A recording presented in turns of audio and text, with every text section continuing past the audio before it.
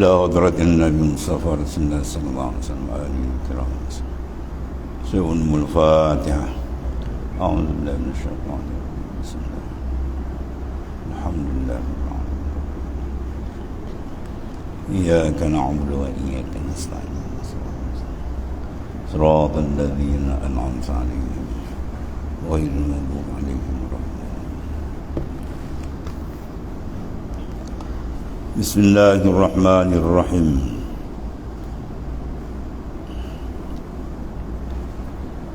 باب ما جاء في الغيبة بالفعل. Situ. Bab 162. Bab telah datang pada menyatakan hadis membicarakan umpat dengan kelakuan. Ada umpat dengan lisan, ada umpat dengan kelakuan. Ketahui kiranya saudaraku mengumpat itu boleh ia dengan perkataan dan boleh dengan kelakuan, tetapi yang ghalib daripada diperbuat orang dan yang banyak mengumpat dengan perkataan bil lisan. Dan juga berlaku mengumpat dengan perkataan sekali dengan kelakuan. Maka mengumpat itu sama ada dengan perkataan atau kelakuan, maka semuanya hukum dia haram berlaku. Bermula misal mengumpat dengan perkataan itu telah lalu di dalam juzuk yang ke-13, dan kitab Bahrul Mazi ini telah diterangkan dalam beberapa masalah, daripada masalah 236 sampai 250. Dan di sini telah didatangkan oleh Abu Isa Tirmizi yang menunjukkan rupa mengumpat dengan kelakuan itu dengan katanya, an Aisyah qalat hakaitu lin Nabi sallallahu alaihi wasallam rajulan faqal ma yasurruni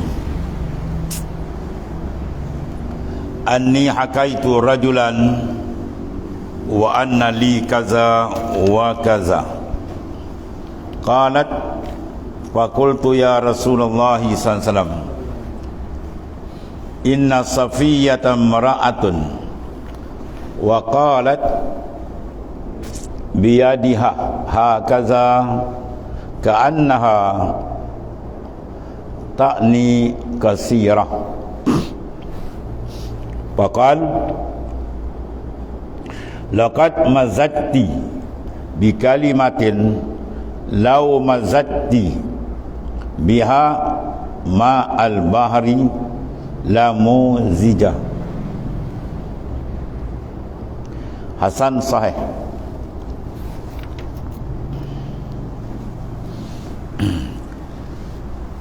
Diriwayatkan daripada seorang daripada isteri bagi baginda Rasulullah sallallahu alaihi wasallam yang dikasihi, isteri yang sangat dikasihi oleh baginda sallallahu alaihi wasallam, itulah Siti Aisyah radhiyallahu anha. Katanya, telah aku turut dan aku ajuk bagi Nabi sallallahu alaihi wasallam tiada menyukakan oleh aku bahawasanya aku menurut dan mengajuk akan seorang laki-laki, padahal bahawasanya ada bagiku bagian dan bagian pada tuan hamba, isteri tuan hamba yang bernama Safiyah binti Huyai yang berasal daripada Yahudi itu.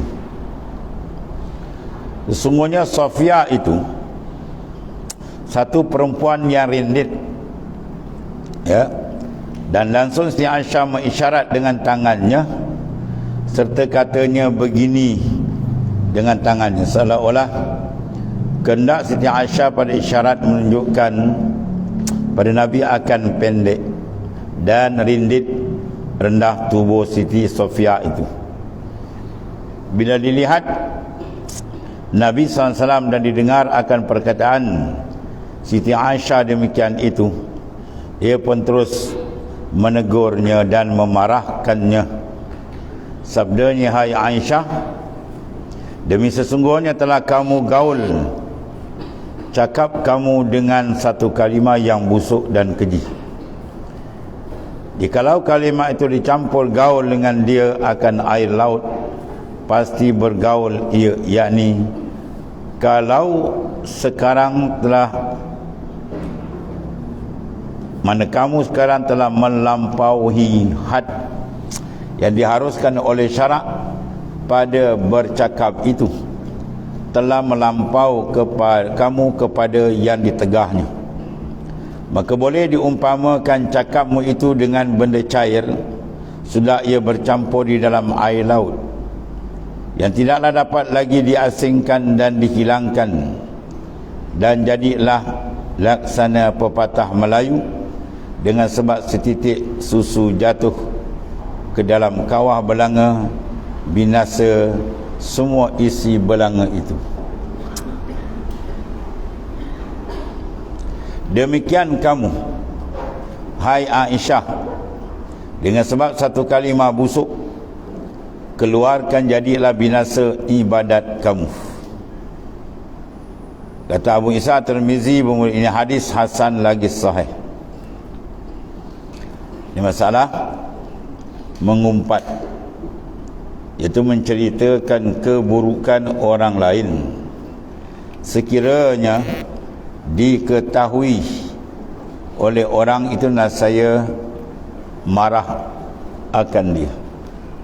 Perkataan yang tidak diredai, sama ada menceritakan perangai dia, kelakuan dia, pakaian dia, rumah tangga dia dan sebagainya, menyebabkan dia tidak redha. Benda itu betul. Kalau benda tidak betul dicerita, itu bukan mengumpat, itu lagi besar, itu fitnah. Kita mereka benda yang tidak ada. Sekarang berlaku pada isteri baginda SAW, ya, yang hebat-hebat ni, bukan jalan-jalan ni. Jadi antara isteri baginda SAW ialah Sofia. Dia keturunan Yahudi, dia keturunan bangsa Yahudi. Jadi Sayyidina Aisyah, dia ada menceritakan kepada Nabi dan menyebut dan menggayakan, Sofia tu ketot kalau bahasa kita lah. Ya Rasulullah, Sofia tu kan jenis ketot dia kata ketot dia, Rasulullah tegur-tegur. Padahal Rasulullah SAW sangat sayang isterinya. Itu tengok akhlak baginda sangat hebat. Walaupun isteri dia sayang, buat maksiat, pum, dia tegur selalu. Buat silap, tegur selalu. Ini kadang-kadang mentang-mentang isteri dia sayang, buat silap, jadi bodoh. Rasulullah tak tegas, jangan. Kalimah kau Sofia, wahai Aisyah, kau mengatakan Sofia ni ketot, kan? Kalimah kau tu, kalau cempak dalam laut, satu laut dunia ni busuk. Itu satu kalimah. Satu kalimah mengumpat, kalau dicempakkan dalam dunia, busuk habis laut dunia tu.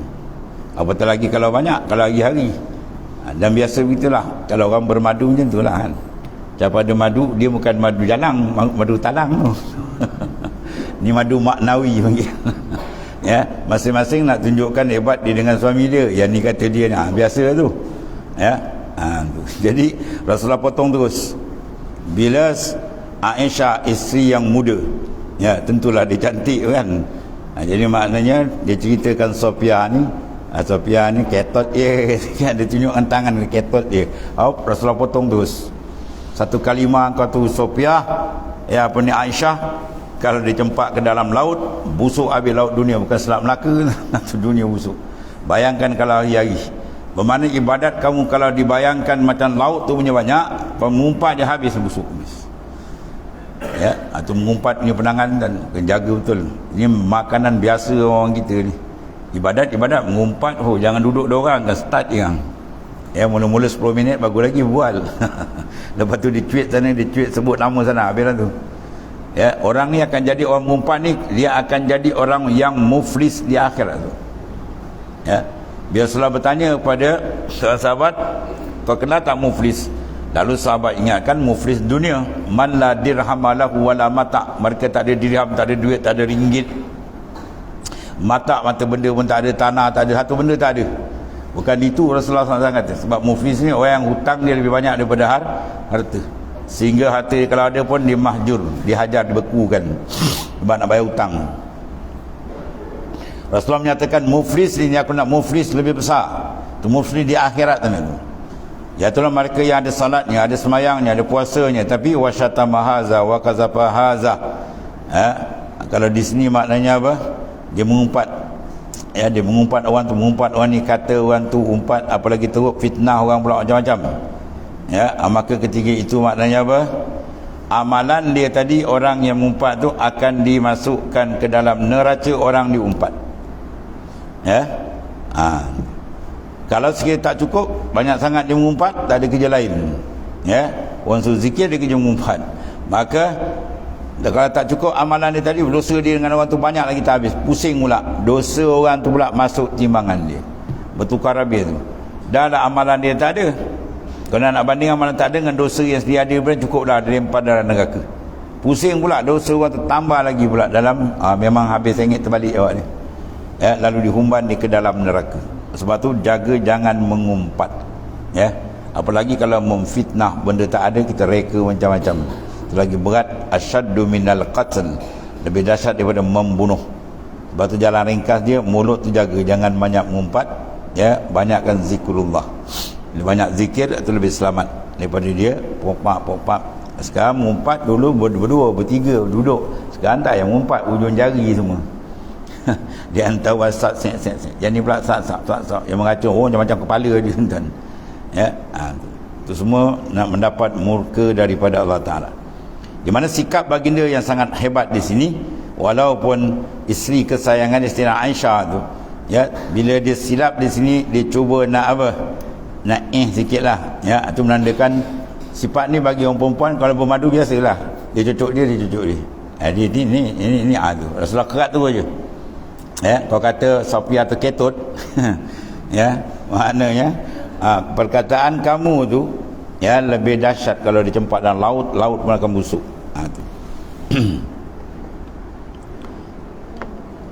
Masalah 163, tengok. Masalah umpat yang menyebabkan Nabi SAW meninggal isterinya lebih daripada 2 bulan, sebagai yang tersebut dalam hadis yang ada dalam Targhib wa Tarhib. Itu an Aisyah radhiyallahu anha, innahu igtallah ba'in li Safiyah bint Huyay wa Zainab fadru Zahri, faqala Nabi sallallahu alaihi wasallam li Zainab atiha ba'iran, faqalat ana atika zalika al-yahudiyah tilka al-yahudiyah. Faqadaba Rasulullah sallallahu alaihi wasallam.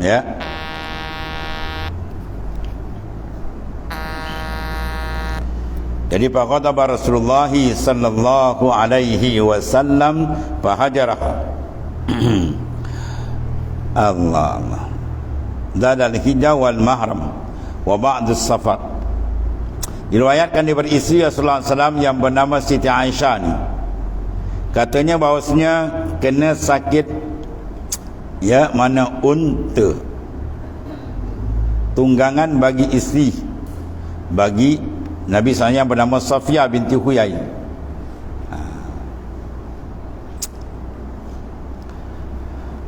Dan ada di sisi Siti Zainab isteri Nabi juga lebih seekor unta mana kosong. Maka sabda Rasulullah SAW bagi Siti Zainab, beri olehmu akan untamu itu pada Safiyah supaya ditunggangnya.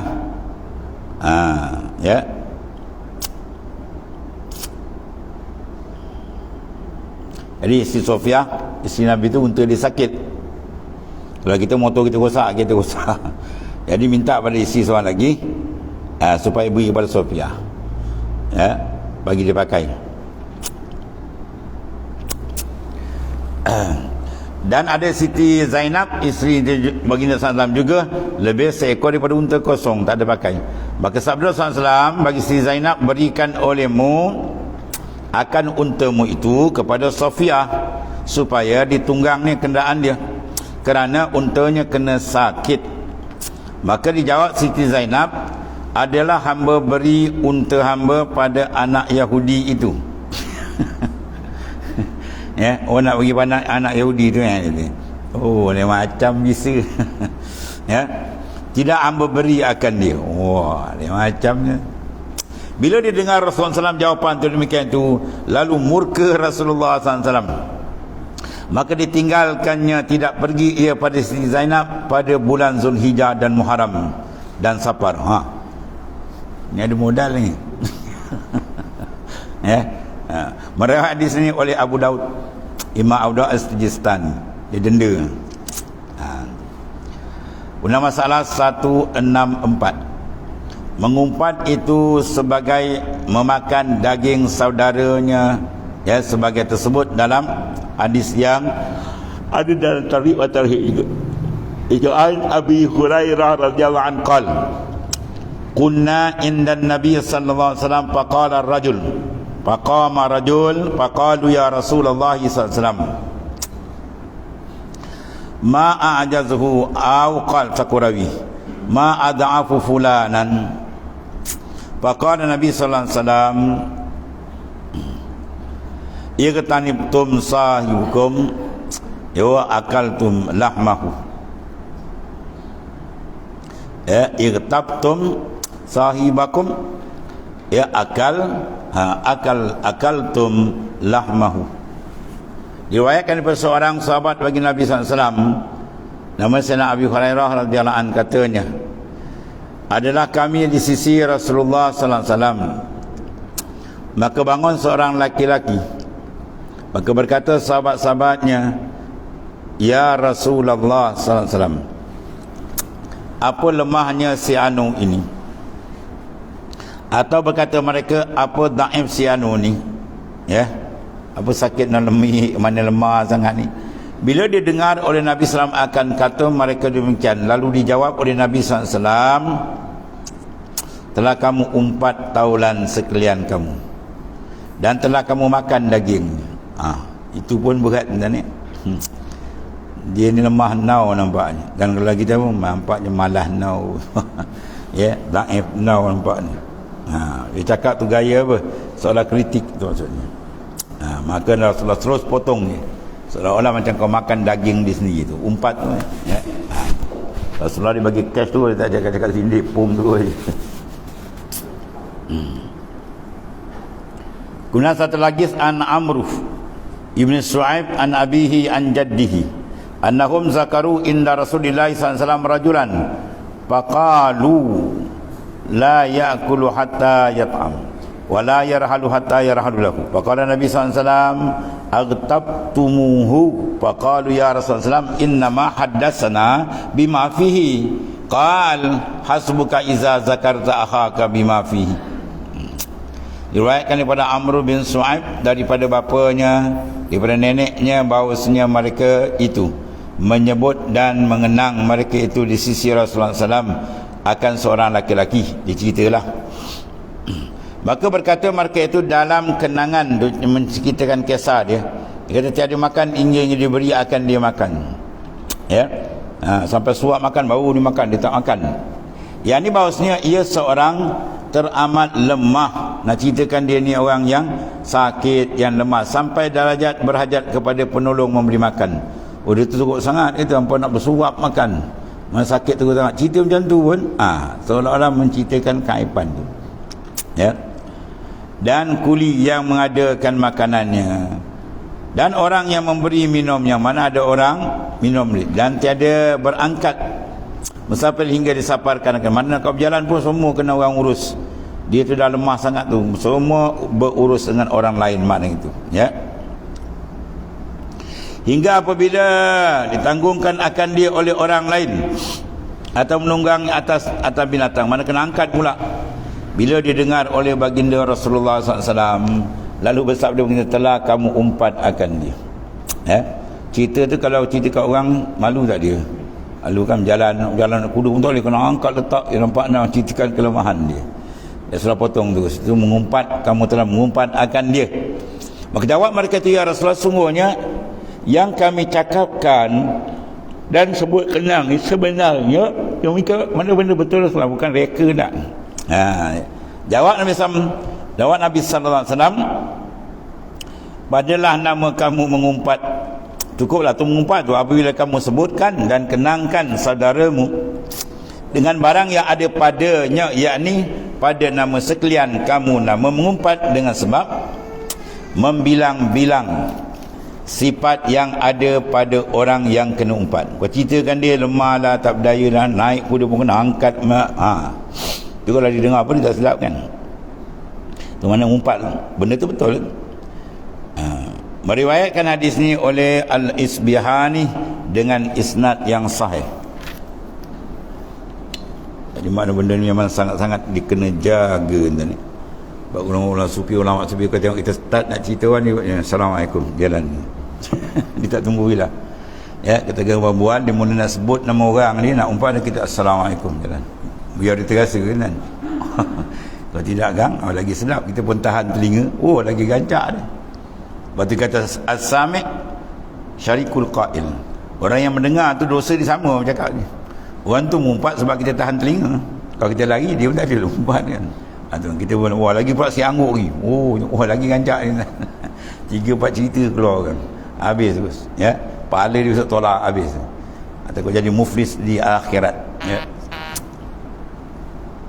Masalah mengumpat itu sangat dikeji oleh syarak, sebagaimana tersebut dalam hadis an Anas bin Malik radhiyallahu anhu qala amara Nabi sallallahu alaihi wasallam an-nas bisawm yaum wa qala la yafturanna ahadu minkum hatta azina lahu fasama an-nas hatta iza amsau faja'ala ar-rajul yaji bayaqulu ya Rasulullah sallam inni dalaltu sa'iman fa'adhin li uzna li fa'aftara. Alhamdulillah. Diriwayatkan daripada seorang sahabat bagi Nabi sallallahu alaihi wasallam, nama Sayyidina Anas bin Malik radhiyallahu anhu. Katanya telah disuruh oleh Nabi sallallahu alaihi wasallam akan orang dengan puasa satu hari. Dan sabdanya, jangan berbuka seorang daripada kamu hingga aku izinkan baginya. Maka puasalah orang-orang, mana sahabat semua puasalah, hingga tak kala sampai petang. Maka jadilah orang datang kepadanya, maka kata, ya Rasulullah, sungguhnya sepanjang hari hamba puasa, beri izin akan hamba, dia boleh berbuka puasa. Dia tak buka, dia tak tahan ke apa kan. Kemudian faya'zan lahu ya warrajul hatta ja'a rajul faqala Rasulullah sallallahu alaihi wasallam patatani man ahlaka zallata sa'imataini wa annahuma yastahyan an ya'tiyaka wa unzina lakuma fal yaftira. Maka diberi izin oleh Nabi SAW baginya berbuka puasa akan seorang, kemudian daripada seorang hingga datang seorang laki-laki lalu berkata ia bagi Nabi SAW, ya Rasulullah, 2 budak perempuan muda daripada ahliku sepanjang-panjang hari kedua-duanya puasa, dan bahawasanya kedua-duanya itu malu kedua-duanya datang kepadamu, maka beri izin olehmu bagi keduanya supaya berbuka puasa dia. Maka fa'arada anhu summa awadahu faqala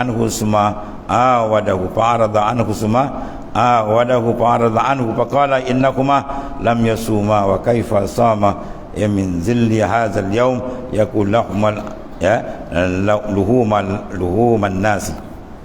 Maka berpaling ia mendengar akan laki-laki itu, kemudian diulang akan dia oleh laki-laki itu, minta izin, maka berpaling juga Nabi SAW daripadanya. Nabi paling empat lain.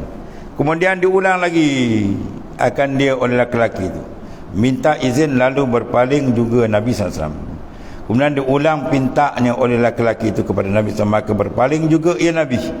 Ya, seraya bersabda, ini Nabi bersabda, bahawasanya kedua-duanya itu tidak puasa keduanya. Waktu puasa dia tak puasa, Nabi kata. Dan bagaimana puasa ia sepanjang hari ini hal keadaannya memakan ia akan daging manusia. Ya, maknanya dia kau minta puasa, namanya puasa daripada hakikat tak puasa sebab dia kerja mengumpat atau maksud makan daging tu, mana mengumpat. Yang ini diumpatnya orang itu dan orang ini, maka tidak diterima Allah puasa keduanya. Ya. Allah.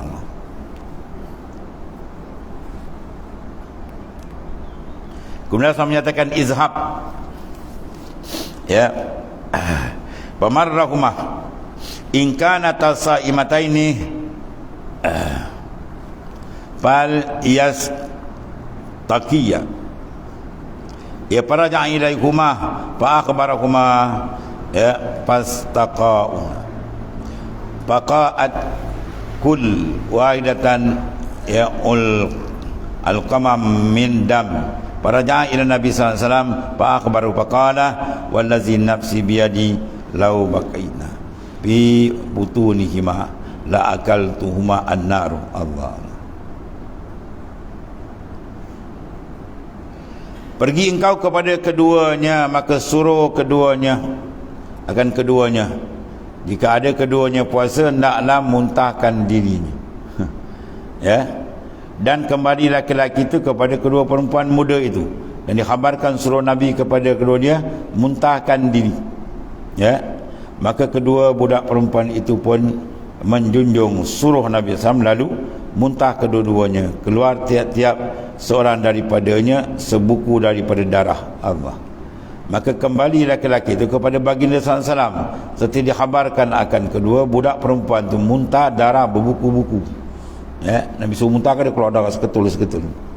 Maka sabdanya, demi Tuhan yang diriku dalam tangan kudrahnya, jikalau kekal tinggal buku darah itu dalam perut keduanya, nasi memakan akan keduanya oleh api neraka. Itulah isyarat pada apa yang diumpat. Ya, dah jadi macam seketul darah tu. Maknanya apa? Mukjizat Rasulullah SAW. Setelah mengetahui bahawa kesalahan dia tadi mengumpat, maka Rasulullah suruh muntahkan, mana isyarat muntahkan balik keluar begitu. Dia berbentuk seketul darah buku-buku. Ya. Kalau didiamkan kembali kata besok dibakar api neraka. Itu maksudnya apa? Bahayanya mengumpat. Kemudian masalah 166. Masalah mengumpat itu balasnya makan bangkai di negeri akhirat. Allah. Demikianlah tersebut dalam hadis an Ibnu Abbas radhiyallahu anhu maqal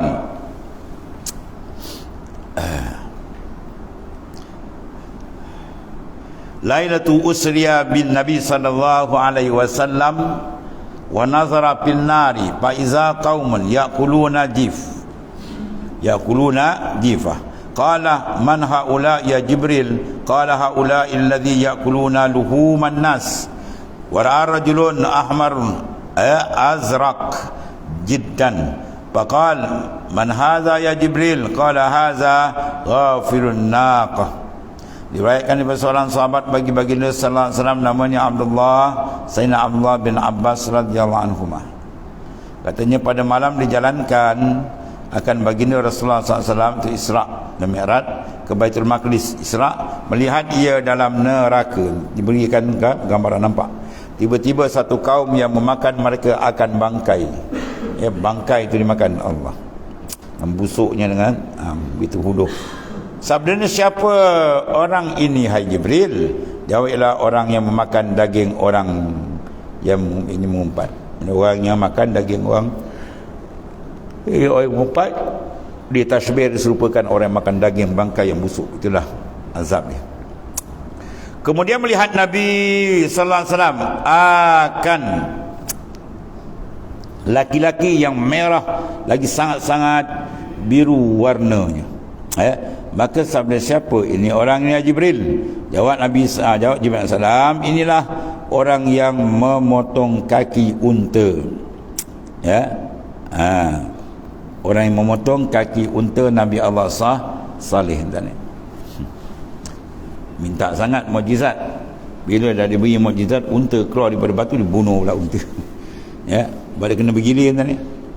Air telaga tu, air boleh kena unta dah ada, kena gilir lah. Satu hari unta sedut, satu telaga habis. Tapi digantikan yang minum ambil air susu unta, tak ada apalah. Dia buat hal, dia bunuh tu semua kena. Allah. Meriwayatkan hadis ini oleh Imam Ahmad. Pada masalah mengumpat itu lebih besar seksanya daripada berzina. Apa maksud tengok ni? Tidak faham kau, kita berzina je lah, kita mengumpat itu kacau je.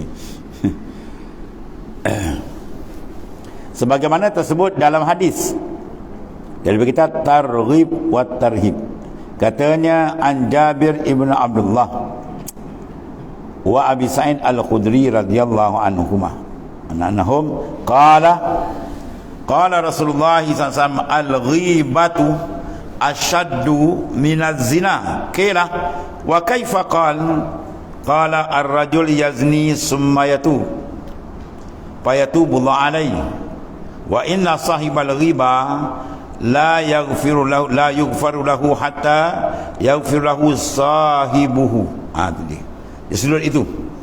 Di sudut itu makna zina tu lebih mengumpat lebih teruk. Dari sudut untuk menyelesaikan keampunan. Adapun segi had, zina teruk. Sebab zina kena had. Kalau belum bernikah, dia zina tu kena bantai sekata-katan. Kalau dah lepas tu kena gejam sampai mati. Tu nas Quran terang, nas hadis pun terang. Ni ada orang pula fikir-fikir habis dulu sekarang macam mana keadaan. Hukum Islam tu siap dah, tak ada apa boleh ubah lagi. Dia ingkar, dia kufur sebab benda tu nas terang. Jadi maksud di sini mana lebih mengumpat dia berzina di satu sudut. Sudut mana? Sudut nak menyelesaikan dia payah. Kena jumpa tuan ni minta maaf betul. Adapun zina, dia berzina kemudian dia tobat. Sebab tu ulama tanggungkan dalam hadis ni, zina yang dilakukan sini adalah zina janda.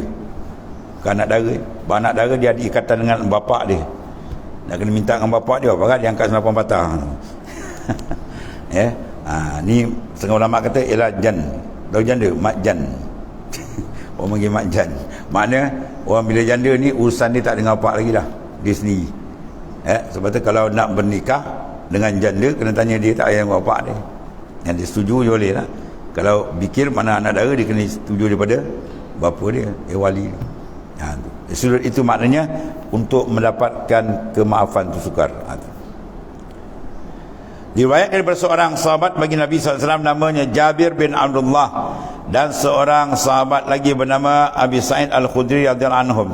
Katanya keduanya telah bersabda Rasulullah SAW, bermula orang yang mengumpat itu lebih sangat seksanya daripada zina.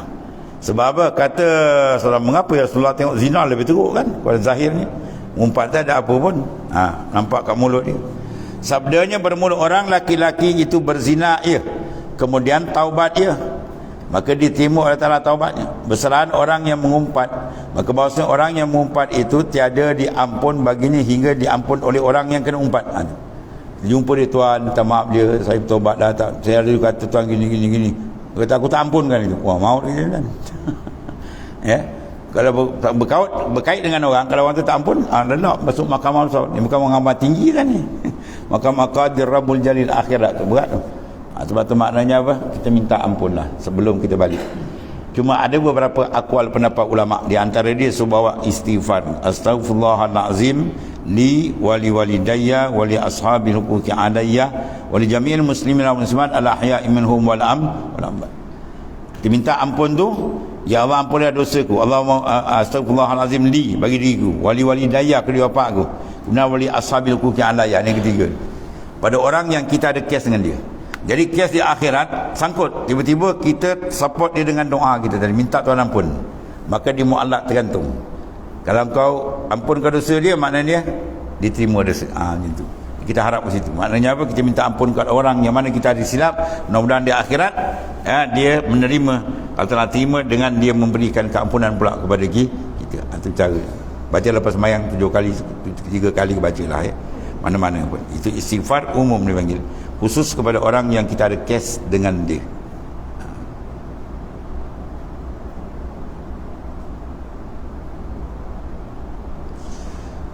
Habis tu.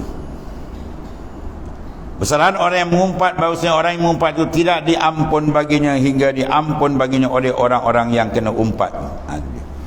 Tapi ikut setengah pendapat ulama, dia kata secara umum boleh. Kita jumpa dia, kita umpat kan, kita minta, Tuhan saya minta ampun lah segala dosa saya, dia banyak apa tak ya, kira lah semua dia, kira kosong-kosong je kan, zero air lah, dia kata kosong-kosong je. Maknanya setengah ulama kata cukup memandang umum. Itu pendapat Imam Malik pada ini ya. Baru kalau ada detail satu-satu ni kan kau tu ni angin kan. Oh ni kerja kau belakang kata. Depan kami senyum, belakang kau titik, oh lain kes lah jadi kan. Jadi kalau macam tu kita rasa berat, kembali pada Tuhan ya. Minta cara umum ya. Dan kita support dia, kita minta doa pada dia, mudah-mudahan dengan berkat doa kita minta Allah ampunkan dosa dia, dia reda di akhirat kepada kita, lalu diberikan kemaafan. Itu sajalah ya. Minta ampun banyak tu. Atau baca umum, Allah maghfirli walil mu'minin kan, ampun dosa ku bagi sekian orang mukmin, cara umum. Atau di antara sedikit jalan keluar ya. Walhasil kena berjagalah. Besaran orang yang mengumpat, maka bahawasanya orang yang mengumpat itu tidak diampun baginya hingga diampun baginya oleh orang yang kena umpat. Orang yang diumpat tu ampun boleh selesai. Mana dosa dengan manusia di sudut itu yang berat kita nak selesai. Kalau dia tak selesaikan, habis menanggung di akhirat itu. Dan telah meriwayatkan dia oleh Tabarani dalam Al-Awsat dan Al-Baihaqi.